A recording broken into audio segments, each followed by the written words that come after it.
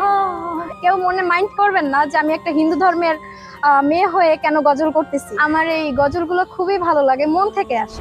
তাকে বুঝাবেন, ভাই তোমরা অনেকের ইবাদত করো, অনেকের পূজা করো, এবং তোমাদের এত এত দেবতা যে অনেকের নামও তোমরা জানো না, ঠিক কিনা? আসসালামু আলাইকুম প্রিয় দর্শক, আশা করি সকলেই অনেক অনেক ভালো আছেন। দর্শক, স্ক্রিনে যেই বোনটিকে দেখতে পাচ্ছেন, এই বোনটি হিন্দু ধর্মের। এই বোনটি একটি গজল গেয়ে পুরো বিশ্বকে অবাক করে দিয়েছে। হ্যাঁ দর্শক শ্রোতা, গজলটি শুনলে আপনারাও অবাক ও হতভম্ব হয়ে যাবেন। দর্শক, যতটুকু জানতে পেরেছি, এই গজলটি গাওয়ার পরে ভারত থেকে বোনটির উপরে অনেক অনেক চাপ এসেছে। অন্যদিকে ডক্টর মিজানুর রহমান আজহারী হুজুর হিন্দুদেরকে নিয়ে কি বললেন, বিস্তারিত থাকছে ভিডিও জুড়ে। পুরো ভিডিওটি দেখার জন্য সকলের কাছে বিনীতভাবে অনুরোধ রইল। তো দর্শক, শুরুতেই চলুন হিন্দু বোনটির কণ্ঠে গজলটি শুনে আসি। এরপরে ডক্টর মিজানুর রহমান আজহারী হুজুর কি বলেছে সেটি আমরা দেখব। আমি অনুরাধা আঁকি, এখন বর্তমানে আছি হাতিরঝিলে। তো আমার ভালো লাগতেছিল না ঘরে, তো আমার পাশেই বাসা, চলে আসছি এখানে। এসে একটা বোনও পাইছি ফ্রেন্ডের মতন। তো একা একা গজল করতেছিলাম, ভালো লাগতেছিল যে দেখলাম আর কি। আপনাদের মানে কেউ মনে মাইন্ড করবেন না যে আমি একটা হিন্দু ধর্মের মেয়ে হয়ে কেন গজল করতেছি। তো আমার ভালো লাগে, সবাইকে ভালো লাগে, সব মানে এই যে আমাদের যে ধর্ম, যার যার ধর্ম তার তার পালন করা উচিত, কিন্তু আমার এই গজলগুলো খুবই ভালো লাগে, মন থেকে আসে। তো আমি এর জন্য একটু ট্রাই করতেছিলাম, ভালো লাগে বিদায় আমি করতেছিলাম। তো কেউ আমাকে খারাপ দৃষ্টিতে দেখবেন না। আপনাদের যদি ভালো লাগে, পরবর্তীতে আমি আবারও আপনাদেরকে প্রেজেন্ট করার চেষ্টা করব। তো আমার জন্য একটু দোয়া করবেন, প্রেজেন্ট করতে পারি এরকমের মানে সবাই একটু আমার জন্য দোয়া করবেন। তো বেশি কথা না বাড়িয়ে আমি শুরু করলাম। ও নদী রে, তুই ভাঙলি আমার ঘর, তোর কিনারায় থাকতাম, তুই করলি আমায় পর। ও নদী রে, তুই ভাঙলি আমার ঘর, তোর কিনারায় থাকতাম, তুই করলি আমায় পর। সকালে দুপুর সাজে তোর কিনারায় বসে, সকালে দুপুর সাজে তোর কিনারায় বসে করতাম কত গুণগান। তো ভাঙলি আমার ঘর, তুই করলি আমায় পর। ভাঙলি আমার ঘর, তুই করলি আমায় পর। তোর কিনারার মাটি দিয়ে বাঁধা ছিল ঘর, ভাবিনি কখনো তুই হয়ে যাবি পর। তোর কিনারার মাটি দিয়ে বাঁধা ছিল ঘর, ভাবিনি তুই কখনো হয়ে যাবি পর। ভাবলি না তুই আমার কথা, অশ্রু এসে দু চোখ ভরে যা। ভাবলি না তুই আমার কথা, অশ্রু এসে দু চোখ ভরে যায়। আমি তো ভাবিনি তোকে পর। ভাঙলি আমার ঘর, তুই বললি আমায় পর। ভাঙলি আমার ঘর, তুই করলি আমায় পর। ও নদী রে, তুই ভাঙলি আমার ঘর, ভাঙলি আমার ঘর, তুই করলি আমায় পর। আপন বলে ভেবেছিলাম আসুক যত ঝড়, তোর কিনারায় থাকবে ভালো আমার ছোট্ট ঘর। আপন বলে ভেবেছিলাম আসুক যত ঝড়, ভাবিনি কখনো তুই হয়ে যাবি পর। আপন বলে ভেবেছিলাম আসুক যত ঝড়, তোর কিনারায় থাকবে ভালো আমার ছোট্ট ঘর। কিন্তু এমন করলি কেন বল, আমার সাথে করলি বড় ছ। কিন্তু এমন করলি কেন বল, আমার সাথে করলি বড় ছ। আমি তো ভাবিনি তোকে পর। ভাঙলি আমার ঘর, তুই করলি আমায় পর। ভাঙলি আমার ঘর, তুই করলি আমায় পর। ও নদী রে, তুই ভাঙলি আমার ঘর, তোর কিনারায় থাকতাম, তুই করলি আমায় পর। ও নদী রে, তুই ভাঙলি আমার ঘর, তোর কিনারায় থাকতাম তুই করলি আমায় পর, তোর কিনারায় থাকতাম তুই করলি আমায় পর। নমস্কার। আপনি একজন হিন্দু হয়েও গজল গান কেন? আসলে ও এটা খালা, আমার মনের ভিতর থেকে এটা আপনি হারে জিগান তো, হিন্দু হয়ে গজল গায়কে প্রশ্ন করেন। একটু কাছে দেয়া জিগান, একটু কাছে দেয়া প্রশ্ন করেন।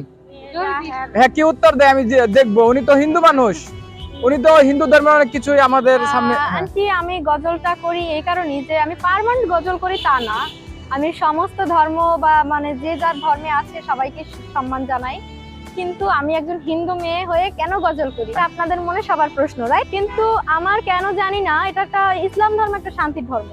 আমি মনে করি যে আমি হিন্দু ধর্মে আছি, তবে আমি মনে করি ইসলাম ধর্ম শান্তির ধর্ম। এই অনুসারে আমি আর কি কিছু কিছু গজল আর কি করি, ভালো লাগে বিদায় আমি মনে আসে, প্রাণে ভালোবাসা জাগে গজলের জন্য, এই কারণে করি। তো এর চেয়ে বেশি কিছুই না। আমি কোনো ধর্মকে অপমান করতেছি না। যদি কেউ আমার ভিডিওটা যদি সবার ভালো লাগে অবশ্যই লাইক কমেন্ট শেয়ার করবেন। দর্শক, আশা করি আপনারা হিন্দু বোনটির কণ্ঠে গজলটি শুনেছেন এবং আপনাদের কাছে অবশ্যই অবশ্যই ভালো লেগেছে। ভালো লাগবে না কেন? ভালো জিনিস তো অবশ্যই ভালো লাগবে। আমার কাছে তো অনেক অনেক ভালো লেগেছে। আপনাদের কাছে কেমন লেগেছে আপনাদের মন্তব্য অবশ্যই কমেন্ট সেকশনে জানিয়ে দিবেন। এবার চলুন ডক্টর মিজানুর রহমান আজহারী হুজুর কি বলেছে বিস্তারিত দেখে আসি। আপনাদের কারো হিন্দু বন্ধু আছে? কার কার আছে দেখি? সবার হিন্দু বন্ধু। ঘটনা কি?